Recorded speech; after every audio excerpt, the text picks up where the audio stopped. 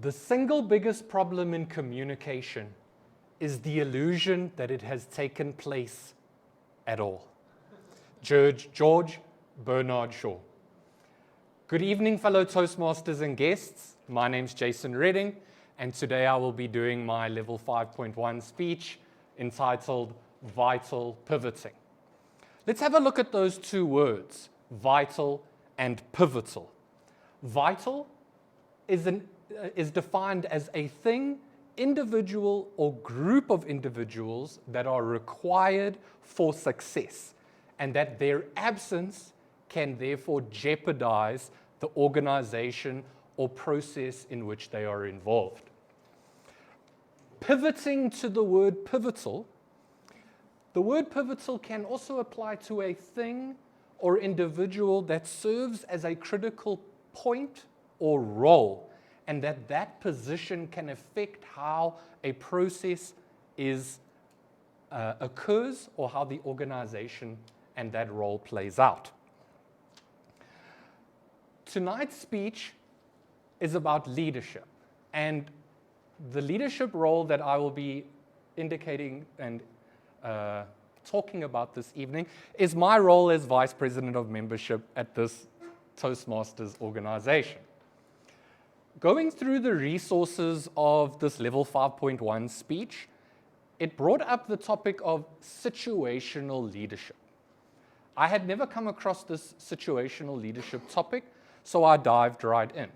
And it basically gave 4 different types of situational leadership that can occur depending on the willingness of the individuals within the organization, as well as the skills that they possess. The first situational leadership is directive. Am I correct? Yes, it is a directing situational leadership role.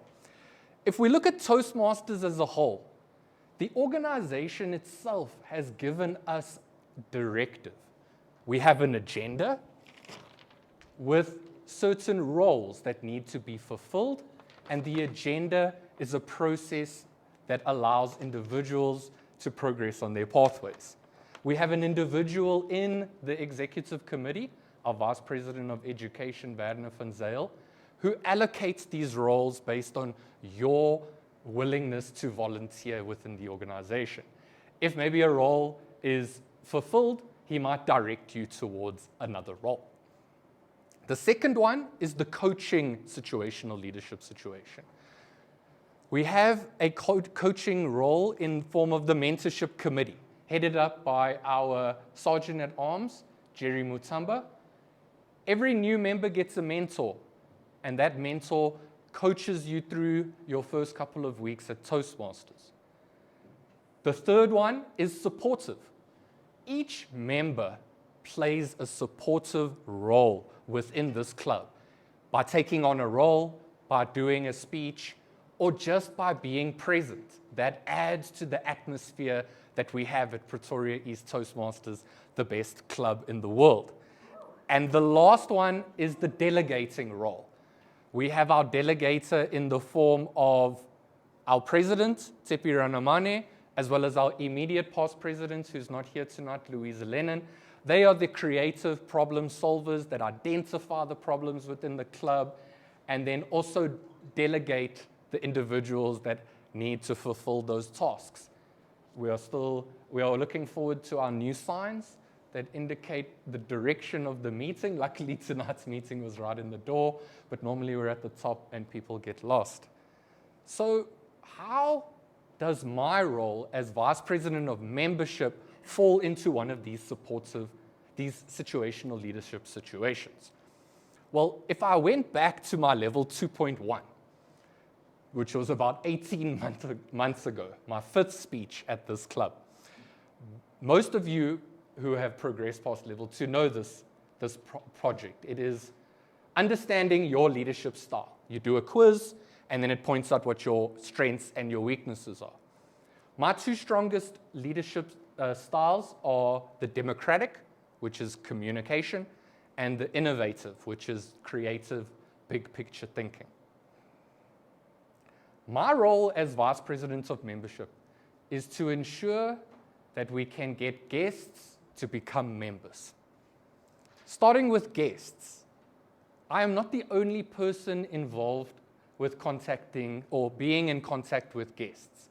We have our Vice President of Public Relations, Yuri Vederman, who is doing a great job at advertising our club online. Most of you have found the club online or through social media. We are then the first contact point. I have to say have never been so busy in my life with my phone. People phoning me on the daily was not something I was used to. In the beginning, when I started as VPM, the conversations on the phone would carry on for 15 to 20 minutes. And I realized that that was not a good form of communication.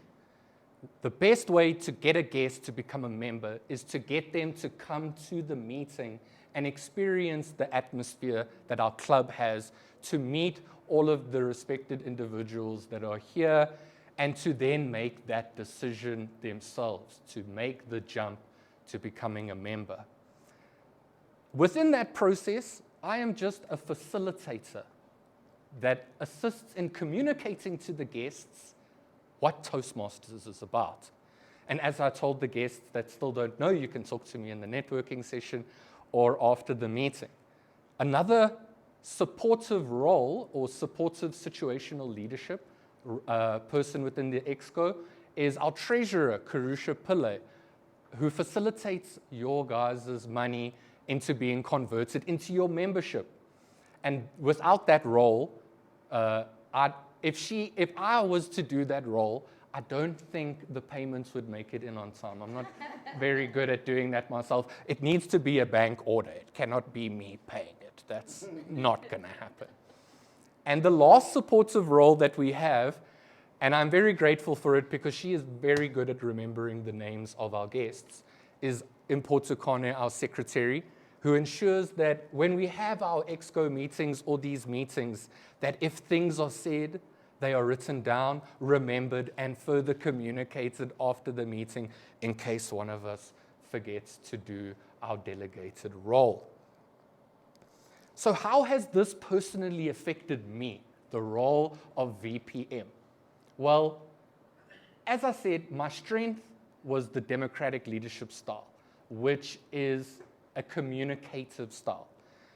It has allowed me to better communicate effectively because I am now I know what questions the guests are going to ask me, what they are expecting me to communicate to them.